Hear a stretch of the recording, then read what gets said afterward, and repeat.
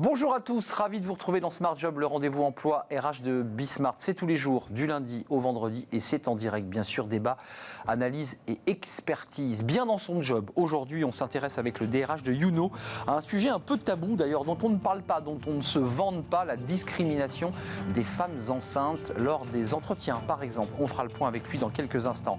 Smart et réglo, focus juridique, la faute inexcusable. Qu'est-ce que c'est? Comment ça marche? Un expert juridique nous explique tout dans notre émission. La pause café. Tiens, pourquoi ne pas utiliser les sites de rencontres pour joindre l'utile à l'agréable? Je pense à Tinder et il y en a d'autres pour tout simplement trouver un job. Fanny Griesmer va vous expliquer le mode d'emploi. Le cercle RH, la génération surdiplômée. Bah oui, ils ont fait une belle école d'ingénieurs, ils ont fait une belle école de commerce. On va essayer de rentrer un peu dans le cerveau de cette nouvelle génération, les 25-35.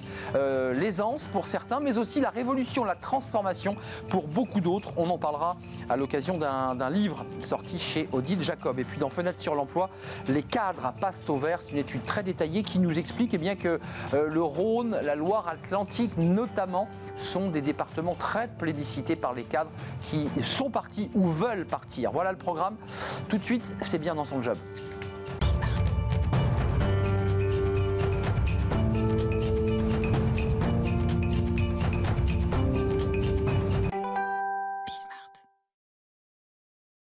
Bien dans son job. On accueille Pierre Monclos. Bonjour Pierre.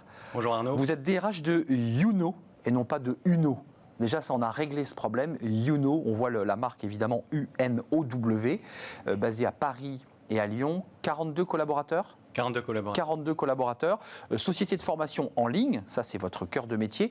Et vous êtes venu nous parler d'un sujet, alors je le disais en lancement, un peu tabou, dont on ne parle pas beaucoup d'ailleurs, parce que les DRH s'en vendent pas, c'est les discriminations faites aux femmes enceintes.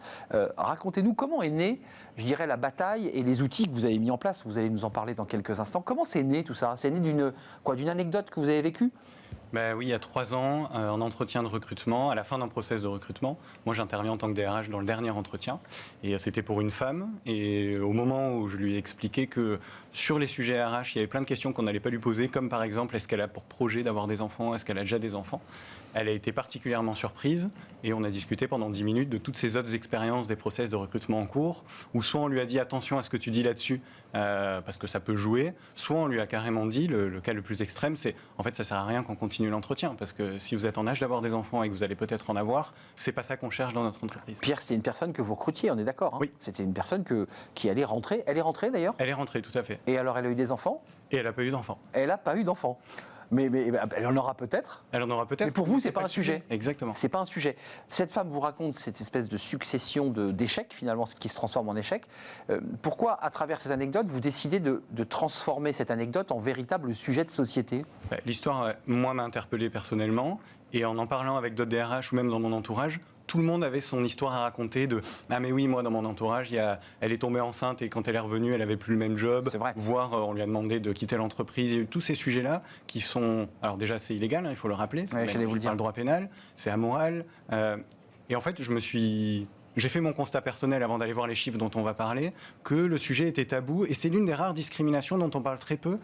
Et qu'on ne cherche pas trop à combattre, on cherche plutôt à composer avec. Vu qu'elle est en place, on cherche plutôt à... je vais mentir en entretien pour pas dire que je compte avoir des enfants, sinon ça risque de jouer sur mon emploi. Et c'est scandaleux de créer des Ce qui d'ailleurs génère, en deuxième cliquet, dans ce cas de figure-là, un sentiment entre guillemets de trahison du DRH qui vient voir la personne et qui lui dit « mais vous auriez pu me le dire ». Exactement. Et c'est terrible cette sensation, parce que cette personne lui répond « oui, mais si je vous l'avais dit, j'aurais pas été embauché ». Et ça crée de l'anxiété, ça crée du stress, ça force à mentir et ça crée des inégalités extrêmement fortes dans l'entreprise. Les chiffres dont vous parlez, moi, je pense que vous faites référence à ces chiffres de 2018-2017.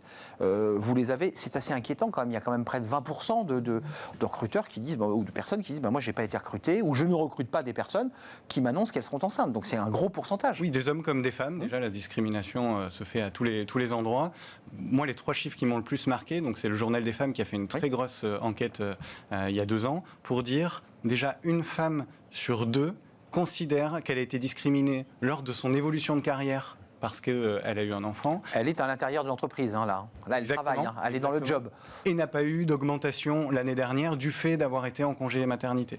Le deuxième chiffre, c'est une jeune maman sur 3 considère qu'elle a été mise à l'écart quand elle est revenue de congé maternité. Et le dernier chiffre, qui est le plus grave, ce pourquoi on est là, je pense, aujourd'hui, c'est 40% des femmes, quand elles sont victimes ouvertement de cette discrimination, ne font rien parce qu'elles ont peur de représailles. Vu que c'est une discrimination qui est acceptée, elles se disent, en fait, au final, on va me mettre des bâtons dans les roues et je vais quitter l'entreprise. Ce constat est absolument réel, effectivement, le sentiment d'ailleurs de souffrance un peu psychologique, parce que quand on quitte son bébé après un congé maternité, je souvenir comme ça d'une sorte de tristesse de ma femme, il faut reprendre son travail. Donc c'est d'autant plus douloureux. Quels sont les outils que vous mettez en place? Qu'est-ce qu'on peut faire pour briser cette espèce de difficulté que subissent ces femmes quand elles cherchent à trouver un travail et lorsqu'elles sont déjà embauchées? Alors pour les entreprises, il y a 6 choses à faire. 6. La liste, on a regardé ce que faisaient les entreprises, parce que moi aussi j'ai dû m'inspirer de bonnes pratiques. C'était un sujet qu'on découvrait au passage. Premier sujet, que la direction prenne la parole. Parce que si c'est tabou, si la direction ne prend pas la parole, on aura beau faire tout ce qu'on veut dans l'entreprise. Il y en a qui diront non, mais moi je suis attendu sur mes objectifs et si je recrute quelqu'un qui va s'absenter parce qu'elle a un congé maternité, ça ne va pas le faire.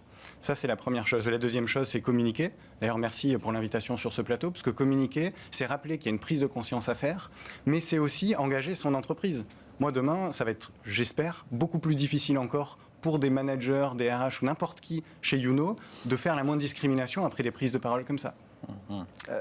Troisième chose, ce sont prendre des mesures concrètes. Donc au-delà des engagements, qu'est-ce qu'on fait concrètement? Donc concrètement, ce qu'on peut faire pour les entretiens, c'est de dire et d'intégrer dans le process qu'on ne va pas poser la question de la maternité. Poser la question, c'est... Donc on verbalise le fait qu'il n'y aura pas de question sur ce sujet. Exactement. La deuxième chose, c'est de prévoir des grilles de rémunération qui sont basées sur des critères objectifs. Souvent, la rémunération, c'est flou dans l'entreprise. On sait qu'il y a des grilles, mais on ne sait pas sur quels critères. Si ces critères sont connus, déjà beaucoup plus difficile de laisser place à cette discrimination. Et si en plus, même si ça, c'est pas à la portée de toutes les entreprises, mais nous, comme on le fait chez Youno, les salaires sont transparents. Quand il y a des évolutions de salaire qui ne se font pas après un congé maternité, n'importe qui est légitime à venir dire « Tiens, mais c'est bizarre, pourquoi est-ce que le même poste, la même ancienneté, il n'y a pas eu d'évolution de salaire ?» Sans vous challenger, vous considérez qu'en fonction de la durée de l'absence, on ne peut pas évaluer la personne, elle est absente. Oui. Donc là, ça pose une difficulté d'évaluation.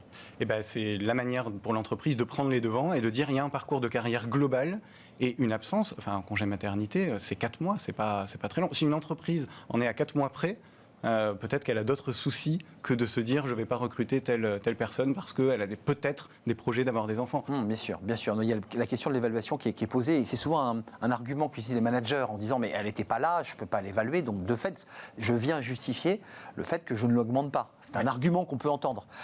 Les autres outils. Alors dans les autres outils... Parce que 6 c'est long, il ne faut pas vous rater. Oui, tout à fait. Mais toujours, là j'étais dans les engagements, parce que je pense que c'est la partie la plus importante, c'est les petites mesures concrètes qu'on peut prendre. Avoir une politique de diversité et d'inclusion clairement affichée dans l'entreprise. C'est rare de voir dans les politiques de diversité et d'inclusion le sort de la maternité. Et donc je pense d'avoir une politique là-dessus, c'est important. Et avec pas mal de RH, on est en train de monter un mouvement qui s'appelle le Pacte, qui sera annoncé en juin, justement pour prendre des engagements et des mesures concrètes qu'on peut partager à tout le monde sur tous ces sujets de diversité et d'inclusion pour que tout le monde dans l'entreprise ait sa place. Vous venez nous en parler en juin lorsque vous avez lancé le Pacte et que vous l'avez publié, parce qu'il y a une volonté politique de la part des DRH, vous en faites partie, d'avancer sur ce sujet. Un autre sujet qui est un peu sensible pour les managers, on les entend, en tout cas on devine ce qu'ils disent, c'est ces femmes qui ont plusieurs enfants, qui en attendent un, qui en ont déjà 2 par exemple, et qui disent mais il faut que je m'absente, je dois aussi récupérer mon fils à l'école, j'ai aussi des difficultés. Comment on réorganise le temps de travail pour ces femmes-là? Parce que c'est un vrai sujet. Alors c'est l'une des mesures concrètes. D'ailleurs, la crise sanitaire, hélas, mais au moins a fait avancer ce sujet-là. Là, on est sur la flexibilité. Quelle est la flexibilité qu'on donne sur les horaires, sur le lieu de travail et sur le télétravail? Ça, c'est la discrétion de l'entreprise, hein, Pierre. C'est l'entreprise qui décide ou pas. Oui, c'est l'entreprise et c'est pour ça que c'est à elle de s'engager et de dire voilà le cadre qu'on propose pour tout le monde. Parce qu'il ne faut pas... Là, on parle d'un sujet, mais il y a d'autres personnes qui ont d'autres projets de vie que d'avoir des enfants et chacun doit pouvoir...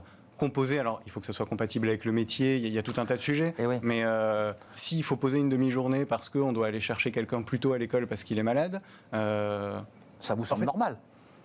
De poser une demi-journée? Ouais. Ben non, de s'absenter, on s'absente, on prévient qu'on s'absente 1 heure et qu'on revient travailler en plus. Et c'est pas retiré de ses vacances ou financièrement, on est d'accord? Exactement. On est d'accord. Exactement. Donc ça veut dire qu'ensuite on récupérera avec le DRH les 2 heures ou les 3 heures d'absence. Oui, où on s'est absenté 1 heure, comme on aurait pu faire une pause. Ça, c'est un sujet encore à banaliser parce que c'est pas. Donc de la souplesse.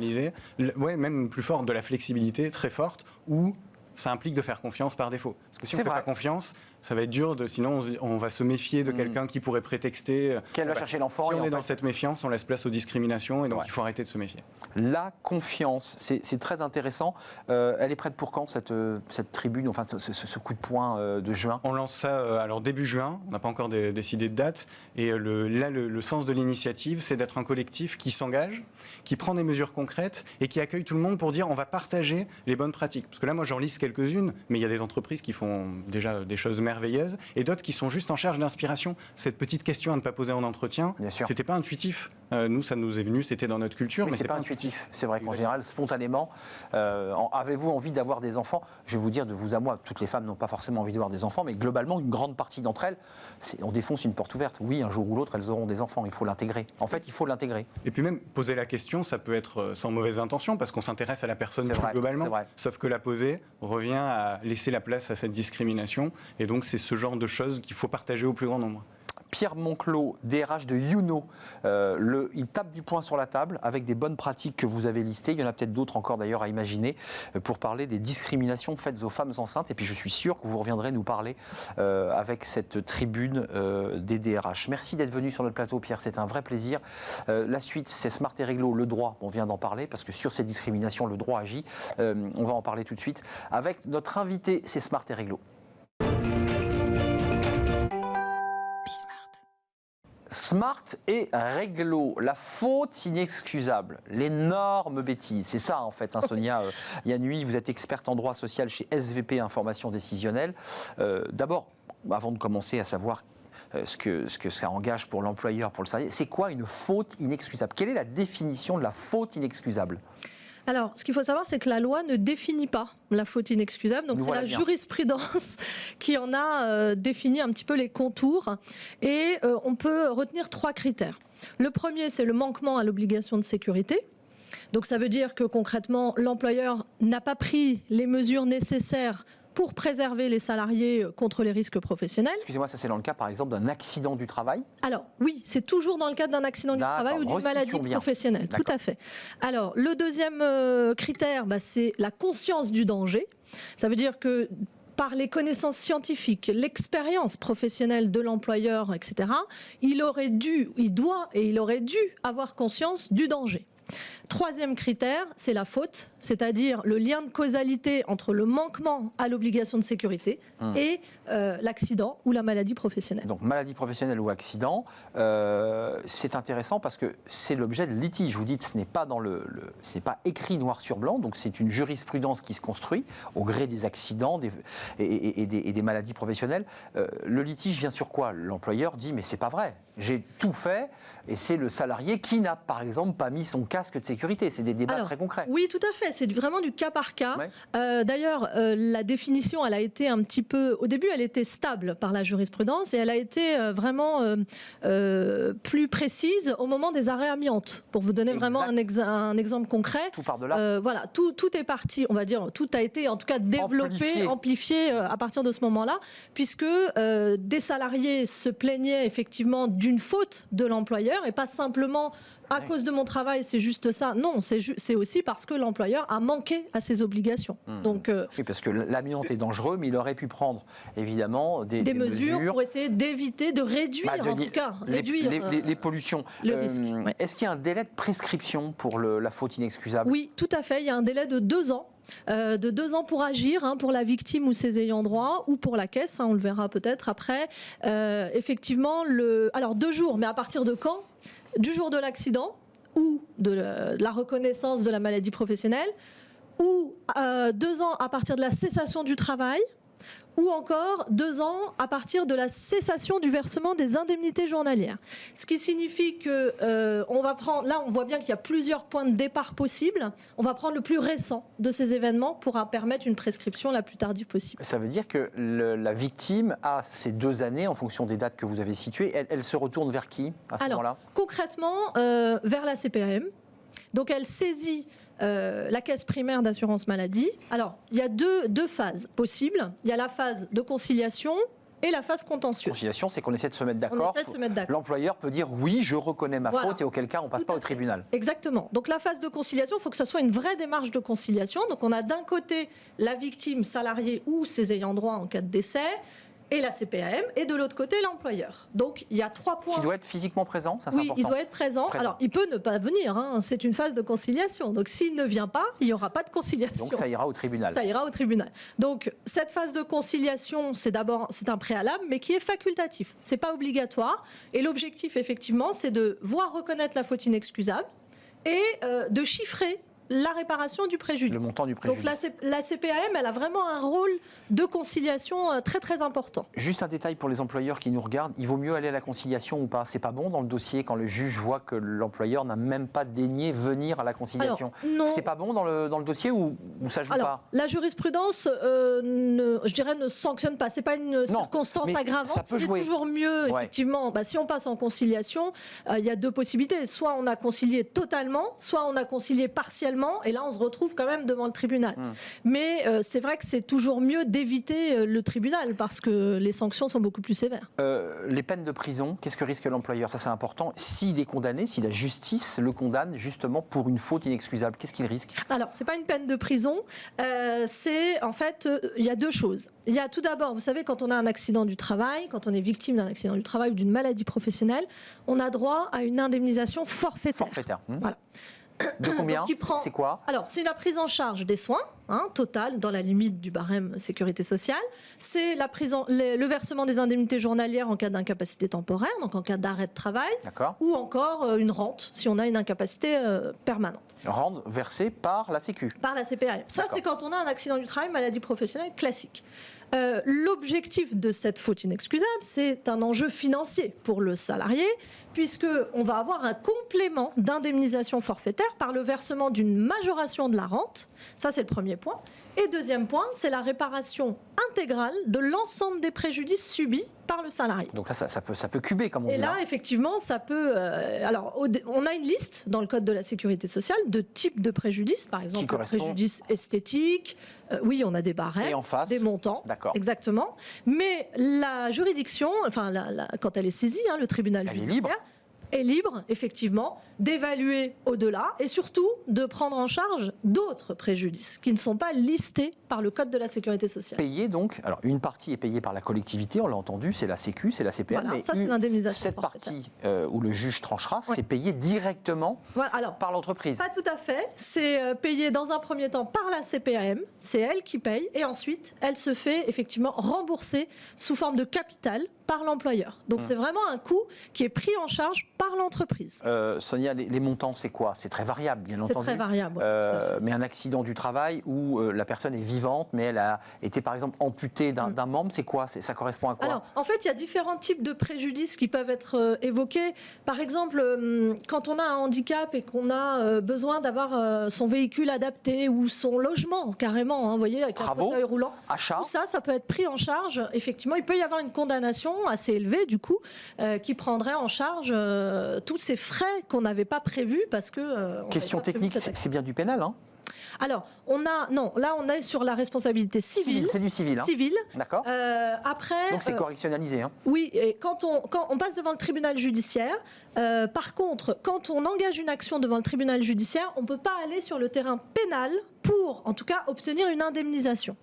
Par contre, on pourra aller au tribunal, au niveau du pénal, si par exemple on veut effectivement revoir une responsabilité engagée au niveau pénal. On peut jouer les deux, mais il faut aller au civil. Mais sur l'indemnisation, c'est que le civil. Pour indemniser, c'est le civil, c'est cette juridiction qui est compétente. On y voit beaucoup plus clair, notamment sur la notion de délai. Oui. Donc il faut être assez vigilant sur ces fameux 2 ans, parce que parfois le temps de se reconstruire, de sortir de l'hôpital, le délai passe vite et on est battu. Merci Sonia Yanui, experte en droit social chez SVP Information Décisionnelle. C'est un plaisir de vous accueillir.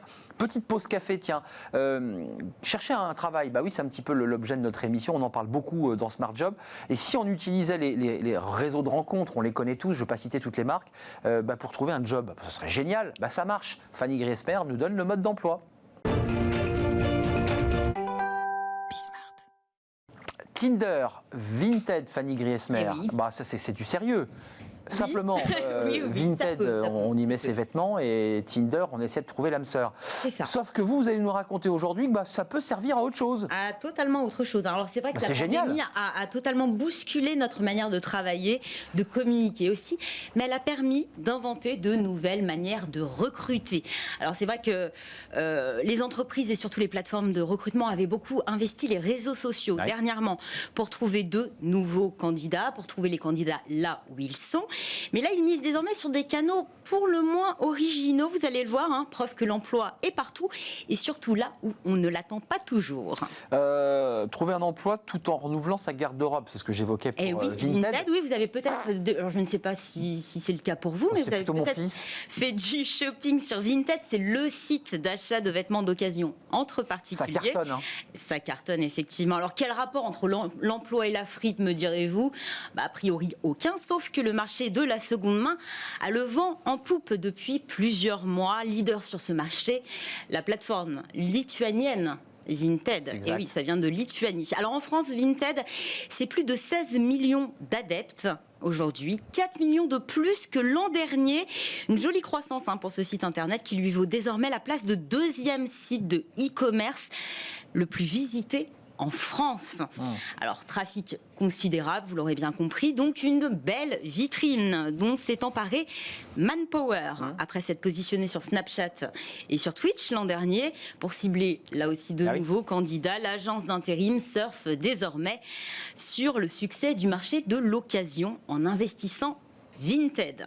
Alors concrètement, sur la plateforme, vous pouvez tomber sur une publicité de Manpower, publicité ciblée et glissée entre deux annonces, celle peut-être pour un sac de luxe en Publicité, cuir c'est une annonce. Hein. et un autre Sur des annonces, Fanny. sur des annonces. Non, mais c'est des annonces de vêtements, mais Manpower propose du recrutement direct. Je Directement, cherche mais des ça va être jobs. glissé entre deux D'accord. annonces. Ah, ok. Donc là, l'objectif est assez simple, cibler, attirer des candidats qui ne sont pas en recherche active, mais qui pourraient, pourquoi pas, se laisser tenter par un job temporaire. C'est payant ou pas? Alors, non, c'est pas payant. Mais Alors, c'est pour réussi. pour Manpower, oui, mais en tout cas, le pari est payant. Le pari est payant. Le pari est payant. Plus d'1,5 million de missions d'intérim contractées en 2020, et bien 800 000 découlent directement de ces nouveaux canaux. Stratégie d'autant plus efficace que de nombreux utilisateurs, mais en fait, quand ils s'inscrivent sur la plateforme, ils passent via leur compte Facebook.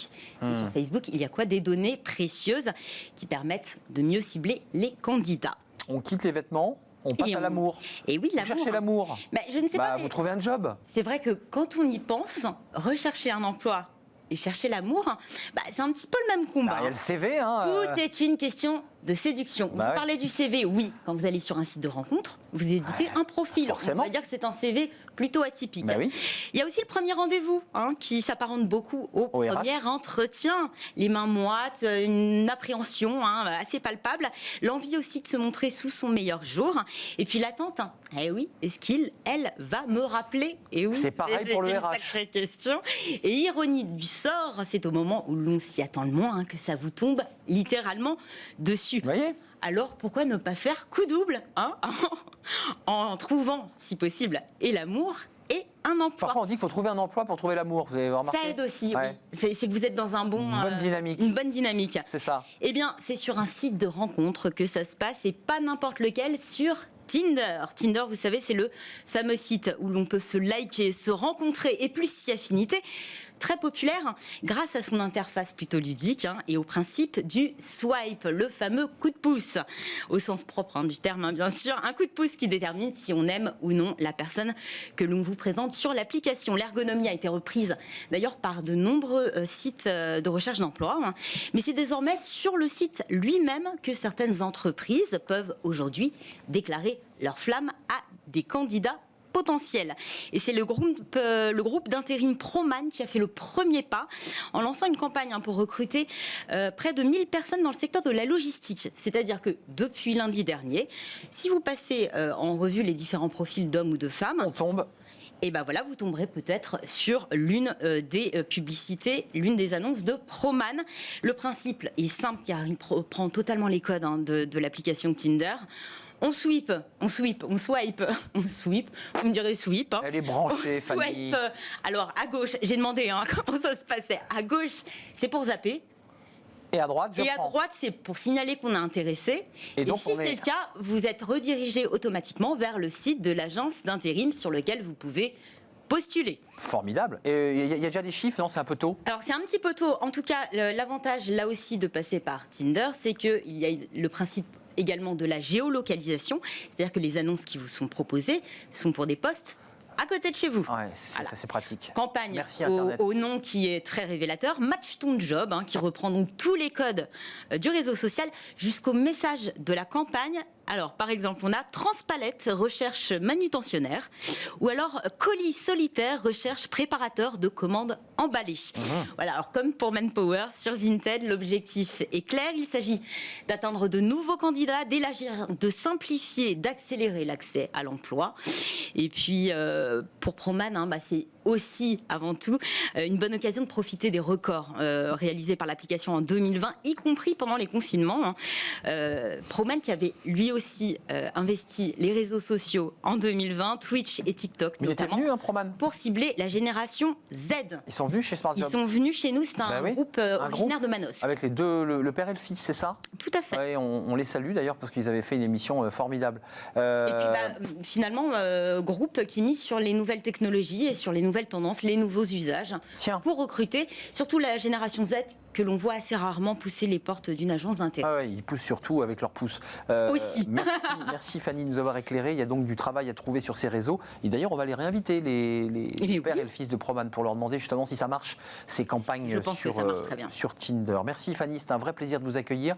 On fait une courte pause, on s'intéresse à cette génération surdiplômée. Qu'est-ce que c'est un surdiplômé? C'est l'école d'ingénieur, belle école de commerce, mais aussi université en éco et en finance. Qui sont-ils? Qu'est-ce qui se passe dans leur tête? Qu'est-ce qu'ils veulent, cette nouvelle génération, les 25-35? Ils veulent une vie parfois bourgeoise, mais certains veulent transformer la société. On en parle tout de suite avec des experts, avec des spécialistes. Ils ont d'ailleurs notamment écrit un livre qui s'appelle Génération surdiplômée. Ils seront avec nous. Venez nous rejoindre, c'est le débat.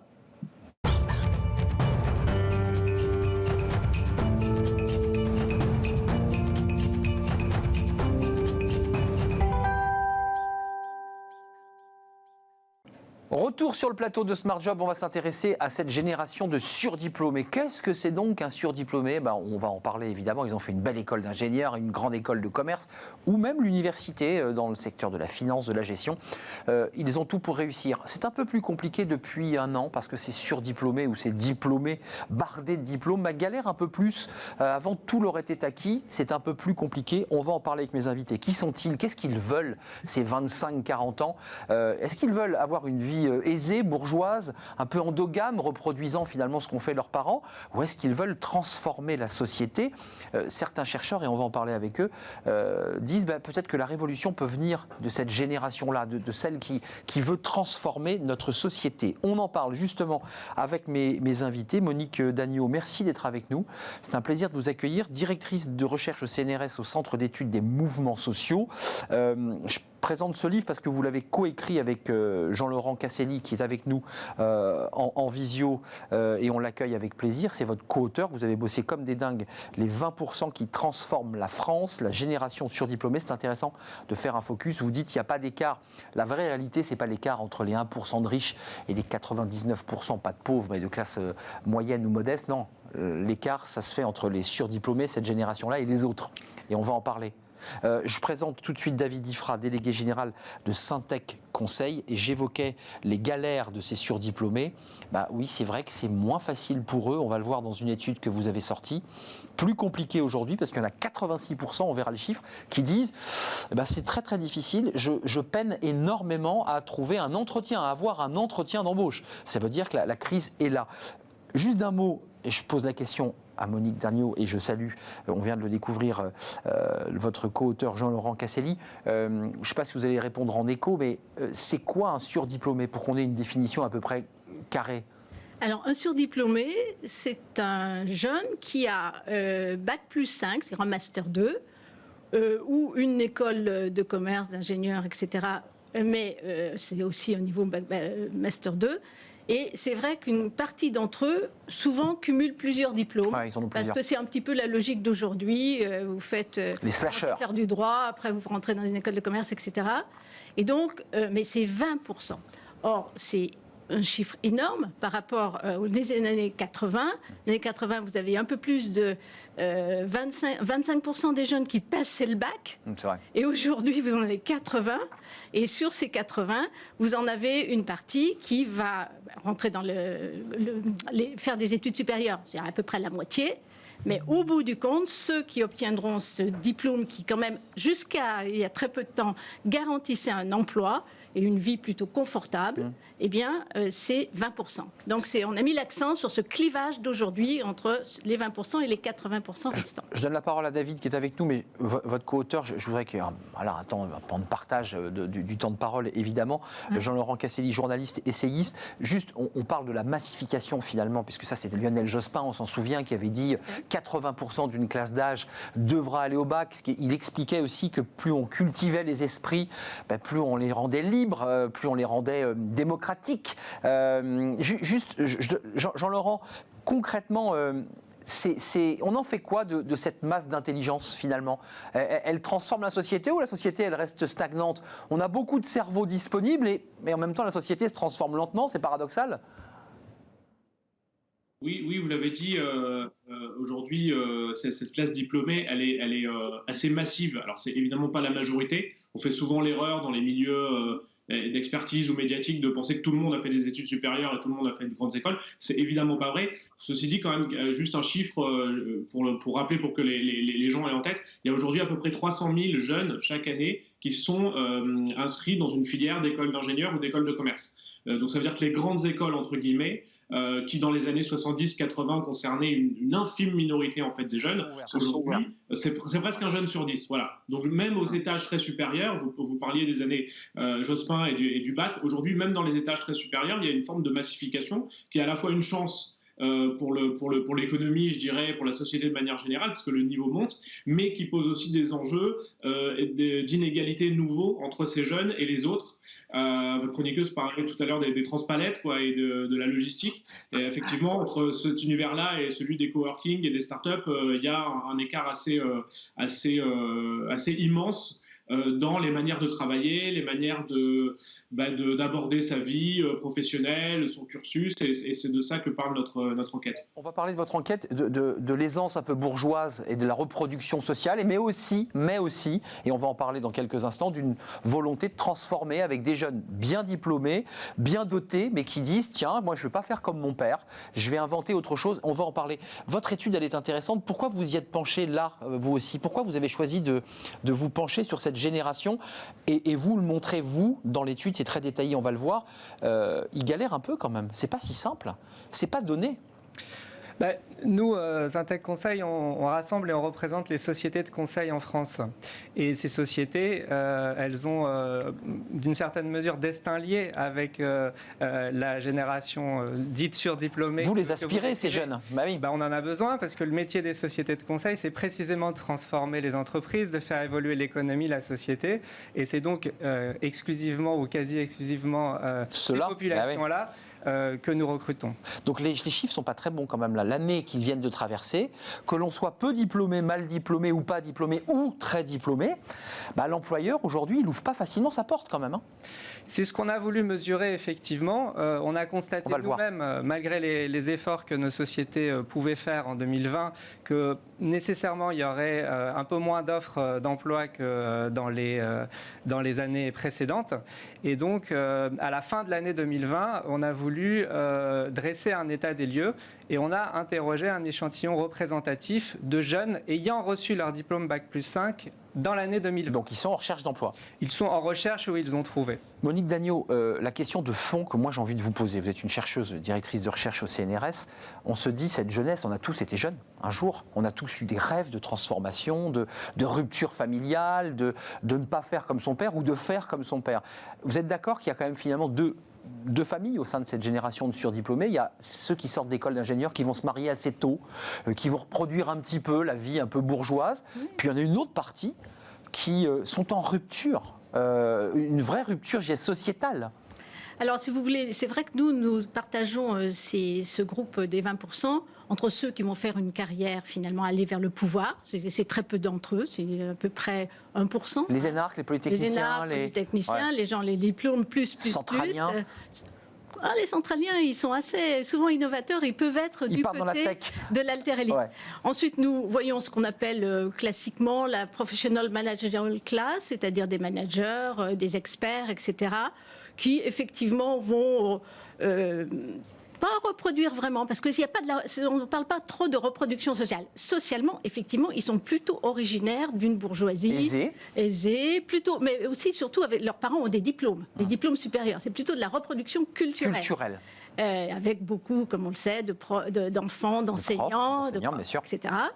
Et puis nous parlons la troisième catégorie, c'est l'alter-élite, c'est-à-dire ces personnes qui, tout en étant très dotées de haut niveau, choisissent une voie différente et qui peut être une voie à impact social, à impact culturel, qui sont des médiateurs et qui ont une idée de transformer la société, sûrement, mais pas du tout comme on le voit auparavant. Ils rêvaient absolument pas de la prise du parler divers. Enfin, c'est pas du tout ce système politique. Ils pensent, c'est par l'économie qu'ils veulent la transformer. C'est par l'économie, par les entreprises, par les start-up, en étant essentiellement consultants et par le local.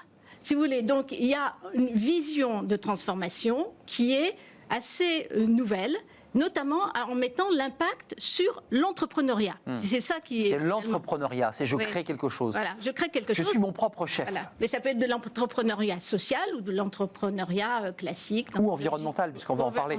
Juste, Jean-Laurent Casselli, juste d'un mot, alors on est un peu hors sujet, mais c'est très dans le sujet. C'est un public électoral aussi, je veux dire, ces gens-là, on parlait de la différence entre les riches et les pauvres. Ça, c'est un vieux sujet, je dirais, marxiste du 20e, mais là, on n'est plus dans ces sujets-là. Et c'est aussi un public électoral. Il se situe où ces jeunes qui veulent transformer la société ? Oui, très bonne question. C'est pas du tout hors sujet. D'ailleurs, on l'a traité dans le livre.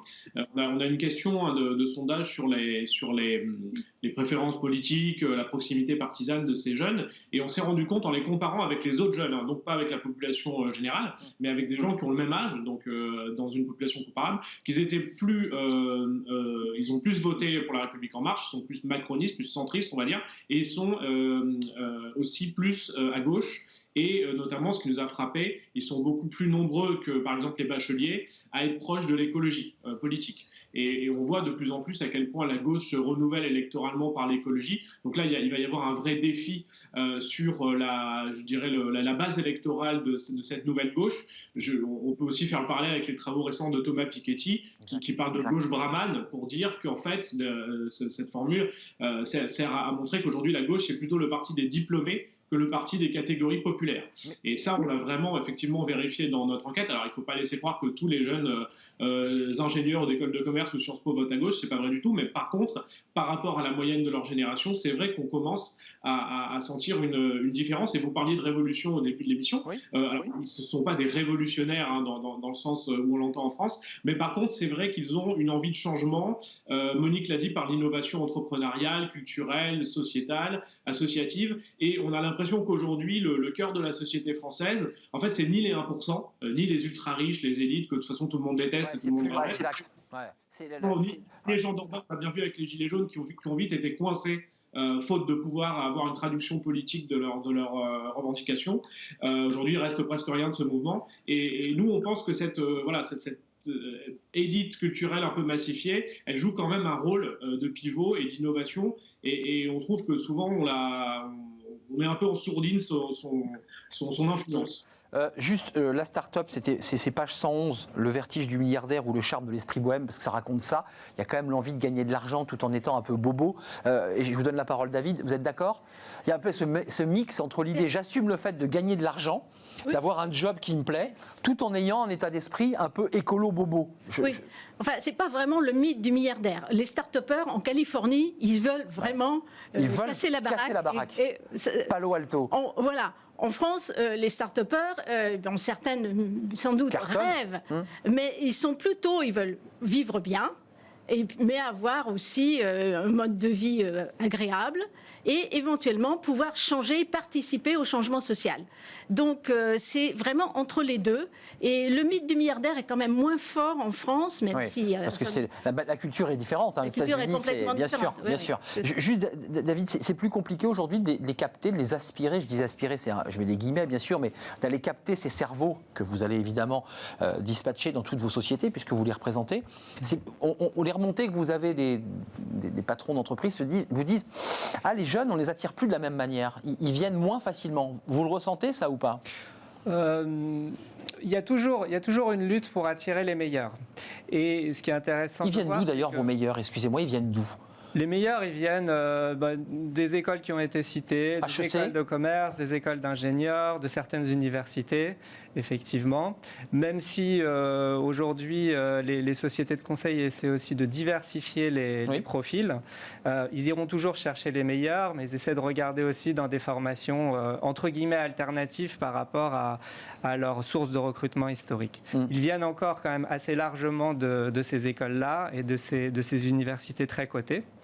Et donc une forme un peu d'endogamie, je l'évoquais tout à l'heure, mais une forme de reproduction finalement qui est presque pas bonne, puisqu'on avait reçu des entreprises de conseil qui disaient mais nous on ouvre énormément au quartier, on veut que des jeunes viennent apporter un autre langage, un autre regard, c'est important ça aussi. C'est très important parce que les valeurs et les compétences de créativité, de facilitation sont très importantes dans nos métiers. Et on est plus créatif lorsqu'on est divers. Mais juste, je reviens sur cette idée parce que au carrefour de l'entrepreneuriat, il y a quand même l'idée de cette révolution. Donc je mets des guillemets, puisque ce n'est pas la révolution marxiste. Avant, elle s'opposait au capital. Oui. Et là, ce qui est très intéressant dans votre livre, c'est que ce sont des personnes qui ont intégré la notion de capital. Ils créent du capital et de la richesse. Oui, et ils ne le contestent pas. C'est peut-être ça, cette nouvelle génération. Ils ne contestent pas l'économie de marché. Ce n'est pas tout à fait la même chose. Ils ne la remettent pas en question. Ils ne la remettent pas en question. Ce qui n'était pas le cas il y a 50 ans. Mais par contre, oui, ils fonctionnent dans ce cadre-là. Mais en même temps, ils peuvent lui assigner des finalités différentes. C'est ça. C'est un outil. C'est la première chose. C'est un outil qui peut aider à la transformation, y compris d'ailleurs pour intégrer, pour permettre l'insertion, etc. Donc il y a cette dimension-là. Ils ont quand même tous, même très diplômés, ils ont quand même le sentiment d'être aussi des privilégiés dans la société. Tous viennent quand même de bonnes familles.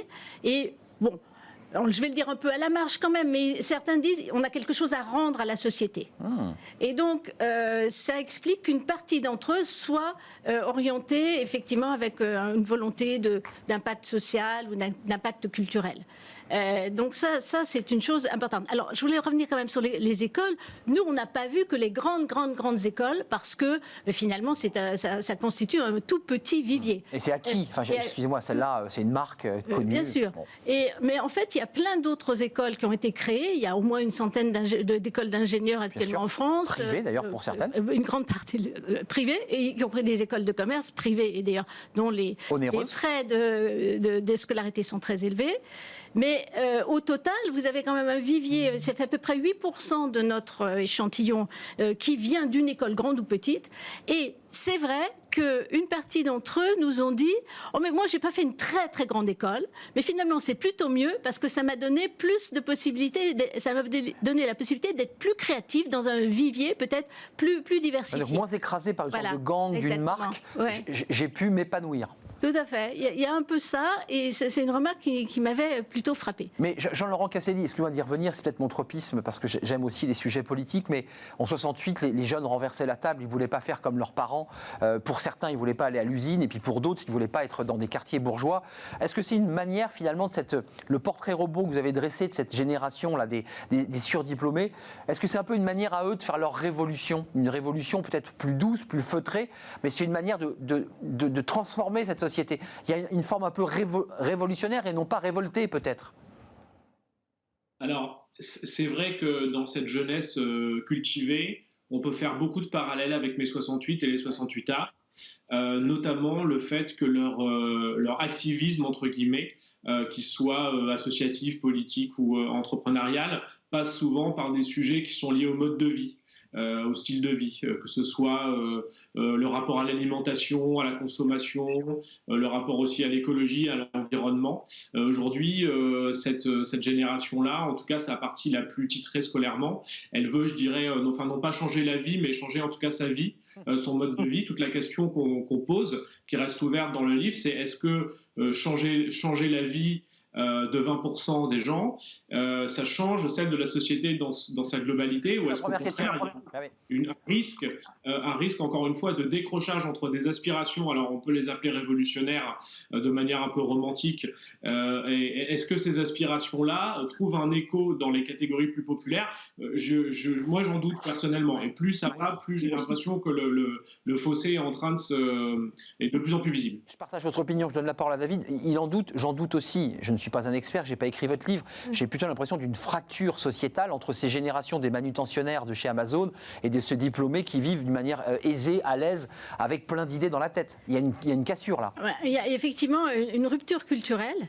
Une projection tout à fait différente. En plus, du point de vue résidentiel, ils vivent souvent dans les mêmes quartiers. Souvent, dans les entreprises, ils ne fréquentent que des bacs +5, +++. Et ils rencontrent des femmes et se marient. Ils se marient, oui. L'endogamie, on le met très en avant parce qu'ils rencontrent des femmes via leur cursus universitaire ou dans des grandes écoles. Et donc, au total, c'est plutôt un monde qui vit entre soi, même si c'est un monde assez large, puisque c'est à peu près 20%. Oui, on reproduit un entre-soi malgré tout. Je dirais presque à leur insu, ils reproduisent un entre-soi qui est très marqué. Avant de nous quitter, quand même, pour donner un petit peu d'espoir, les 86% que je citais, là, qui trouvent que les recherches sont plus difficiles que les promotions précédentes, donc elles en bavent un peu plus, on a le sentiment, au-delà de la sociologie et de l'étude très détaillée que vous avez faite dans ce livre, qu'il y a un rebond possible de l'économie. Là, je parle purement au plan économique. Vous les rassurez, vous leur donnez un petit espoir parce que là, ils sont un peu le nez collé à la porte, quoi. Tout à fait. À fin décembre dernier, il y avait peut-être un décrochage de 10 à 15 points par rapport au taux d'insertion habituel. Aujourd'hui, on n'a pas refait l'étude, mais de manière informelle, on est peut-être à 8-10%. Donc vous récupérez doucement. De notre côté, on attend beaucoup et on mise sur la rentrée de septembre pour reprendre peut-être même plus fort par rapport donc il y a un rebond possible. Précédents. Il y a tout à fait un rebond possible. Pour cette fameuse génération des surdiplômés, puisque c'est elle qui nous intéresse, et d'ailleurs c'est elle qui vous intéresse. Tout à fait. Dans vos choix, juste pour conclure, on parle des grandes marques, parce que je parle des marques des grandes écoles, comme on parle de marques de vin. C'est très prestigieux, c'est très cher, c'est très coté. Vous recrutez aussi des marques moins prestigieuses, où vous découvrez aussi des pépites, j'imagine ? Des jeunes qui ne sortent pas forcément d'HEC et qui sont, ma foi, très brillants, très agiles. Tout à fait, tout à fait. Il y a beaucoup de formations entre guillemets alternatives par rapport à ce que les sociétés de conseil pouvaient regarder dans les années précédentes, dans lesquelles elles vont investiguer, oui, tout à fait. Merci d'être venu sur le plateau. Lisez ce livre, vous qui êtes chef d'entreprise, mais aussi homme politique, parce que ça, c'est un livre qui est une bible pour ceux qui s'intéressent à la sociologie électorale et essayer de s'intéresser à cette population-là que vous avez décryptée, détaillée dans un livre extrêmement riche. Merci d'être venu nous rendre visite en visio et en présentiel. Monique Dagneau, Jean-Laurent Casselli, les 20% qui transforment la France, c'est chez Odile Jacob. Je précise que la rupture, c'est que vous dites au quatrième de coupe, c'est plus la différence entre les 1% de super riches et les 99 autres. La rupture, elle est là. Elle est effectivement entre ces jeunes non diplômés et ceux qui vont peut-être devenir ceux qui vont diriger la France dans 20 ans, peut-être, ou sûrement d'ailleurs. Probablement. Probablement. Ils seront parmi ces gens-là. Et donc, dans un esprit d'entrepreneur. Et ça, c'est très intéressant. Une autre génération. Merci Jean-Laurent. Merci Monique Dagneau d'être venue sur notre plateau. Et merci à David Ifra, délégué général de Syntec Conseil. On peut découvrir votre étude détaillée sur le site de Syntec pour ceux qui s'intéressent, ou les parents qui s'intéressent à la réalité de leurs enfants qui ne trouvent pas d'entretien. Ça va repartir. Ça sera en septembre. On croise les doigts et on pense à eux, évidemment, qui sont en train de préparer leur CV dans leur piole. C'est la fin de notre émission. Non, il y a fenêtre sur l'emploi, évidemment. On s'intéresse aux cadres. C'est très intéressant. Je ne sais pas si c'est la génération surdiplômée, mais les cadres passent au vert. Ils en ont ras-le-bol des grandes villes. On en parle tout de suite.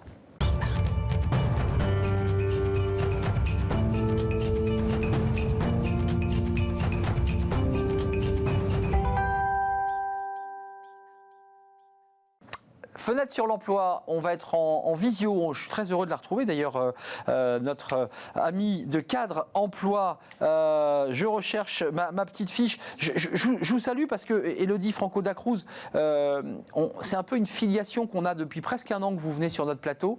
Ça fait un an presque que la chaîne a démarré. Vous êtes arrivé au tout début. Et je vous remercie d'être toujours fidèle à Smart Job et à Bismart. Vous nous disiez déjà il y a un an, les cadres, ils en ont ras-le-bol, ils veulent déjà passer au vert. La crise Covid, vous êtes d'accord à accélérer tout ça, non ? Tout à fait, oui. Ça fait plusieurs années maintenant qu'on mène une étude pour Cadre Emploi sur les villes préférées des cadres parisiens. Et c'est vrai que l'année écoulée, il y a eu de forts impacts sur les désirs de mobilité, notamment régionale des cadres. Et là, on n'a jamais autant constaté qu'il y avait autant de cadres qui entamaient des démarches concrètes pour concrétiser justement ces mobilités. Et c'est d'ailleurs ce qu'on a pu remarquer dans une récente étude qu'on vient de mener pour Cadre Emploi. On a près d'un cadre sur 5 qui recherche un emploi hors Île-de-France. Un cadre sur 5, donc c'est beaucoup. Et puis il y a une évolution des recherches des Franciliens. Là, on va voir les chiffres qui ont été préparés par Fanny Griesmer. On a une évolution très nette, très forte. Hein. Ça cartonne. Ils cherchent vraiment à partir. Ils cherchent vraiment à partir. C'est-à-dire qu'avant, c'était de la déclaration presque convenue. C'était limite un effet de mode de dire oui, moi j'en ai marre, je veux quitter Paris. Maintenant, on a une grande part de cadres qui semblent être passés à l'action. Ça se ressent au niveau des chiffres qu'on a pu retirer de notre étude cadre emploi. On voit qu'il y a une nette majorité, enfin, en tout cas qu'il y a une forte évolution de candidats sur cadre emploi qui se sont mis à effectuer des recherches hors Île-de-France. C'est-à-dire qu'il y a un vrai passage à l'acte qui s'est fait au cours de l'année écoulée et peut-être qu'il y a des projets aussi qui sont arrivés à maturation et qui étaient déjà en réflexion avant et la crise sanitaire est venue confirmer leur désir de quitter Paris. Mais c'est vrai que les confinements successifs, sachant qu'avant qu'il y ait tous ces confinements successifs, on avait déjà connu de fortes périodes de contraintes avec les grèves, etc. Donc c'est vrai que ça a été un élément déclencheur qui a permis aux cadres finalement de passer vraiment à l'action. Élodie, ils cherchent où ? Alors on le sait parce que je me souviens d'une autre émission où vous étiez venu, vous ou le directeur des études, mais on voit à peu près où ils cherchent. Hein. C'est des régions agréables. Oui, alors globalement, il y a toujours un attrait pour l'Ouest qui ressort de ces études. Donc là, les cadres sont particulièrement intéressés par le département de la Gironde, de la Loire-Atlantique, ou encore du Rhône. Et c'est très à l'image finalement des résultats de notre étude annuelle sur les villes préférées des cadres parisiens, où Bordeaux, Lyon et Nantes se partagent le trio de tête depuis maintenant 8 ans. Oui. Et c'est vrai que systématiquement, les cadres ont tendance à choisir en parallèle de régions où on a un bassin de l'emploi qui reste quand même attractif, des régions qui sont quand même plutôt agréables à vivre et qui viennent répondre à leurs attentes en termes de cadre de vie, de climat, de rapprochement de la mer. Il faut préciser que les Hauts-de-France, il y a la Côte d'Opale, enfin je ne vais pas faire de la publicité pour les Hauts-de-France, qui est une bien belle région aussi, et on ne parle jamais de la Côte d'Opale. Les cadres devraient s'y pencher. Qu'est-ce qu'ils recherchent comme poste exactement, ces cadres ? Alors globalement, la fonction qui est la plus recherchée, en tout cas d'après notre étude cadre emploi, c'est la fonction commerciale. C'est finalement un petit peu la fonction bankable quand on veut changer de région, hein, puisque structurellement, toutes les entreprises, où qu'elles soient, ont toujours besoin de profils de commerciaux pour générer du business. Et finalement, ce qu'on a pu constater, c'est que les cadres recherchent l'emploi qu'ils occupent. Donc voilà, forcément, si je suis commercial, je vais rechercher un emploi de commercial. Après, la particularité quand on va en région, c'est que le marché de l'emploi est beaucoup plus sectorisé qu'à Paris. C'est-à-dire que si je prends l'exemple de Nantes, on a un marché de l'emploi qui est fortement porté par la tech. Oui. Donc tous les métiers liés à l'IT vont être très recherchés par les cadres dans ces régions-là. Idem, si je m'intéresse un peu plus en détail à Lyon, l'industrie pharmaceutique est très dynamique là-bas. Donc forcément, tous les emplois vont tourner autour de ce secteur. C'est très intéressant. Avant de nous quitter, Élodie, tout de même, vous disiez maintenant on n'est plus dans le déclaratif, on est dans des gens qui se mettent en mouvement pour partir. On a déjà une petite évolution depuis un an de ceux qui sont partis. On voit les villes, comme Paris, doucement perdre leurs cadres et leurs familles donc. Alors ça, on n'a pas pu le mesurer. Ce qu'on mesure, nous, en tout cas, c'est est-ce qu'il y a une démarche qui est faite. Après, est-ce qu'ils vont au bout de leur projet ? On ne l'a pas encore mesuré. On va le faire. Après, j'ai des exemples très concrets à vous donner. Moi, par exemple, j'ai décidé de quitter Paris l'année dernière et j'ai quitté Paris. Donc voilà, si vous voulez un petit exemple en direct. Vous êtes où? Parce que vous êtes en télétravail. Vous avez peut-être passé dans quelle région? L'Ouest? J'ai quitté Paris pour aller à Nantes. À Nantes. Vous faites partie donc de ces cadres qui, et alors vous revenez, j'imagine, comme beaucoup de cadres, par le train, par le TGV qui vous ramène de temps en temps à Paris quand même. Alors, j'ai la chance de travailler dans une entreprise qui a une antenne régionale, donc je n'ai pas à faire des déplacements et c'est vrai que j'ai pu partir assez facilement. C'est formidable. Donc, faites partie de ceux qui ont vraiment, qui ont fait passer les actes, les paroles aux actes, puisque concrètement, vous nous parlez de Nantes et vous êtes Élodie Dacruz, la responsable des études chez Cadre Emploi. Je n'avais pas donné votre titre. C'était un plaisir de vous accueillir donc de Nantes, bien belle région bretonne. Ah non, ils ne sont pas bretons, c'est vrai, les Nantais. C'est un grand débat ouvert depuis des dizaines d'années. Non, Nantes n'est pas breton. Merci Élodie, c'était un plaisir.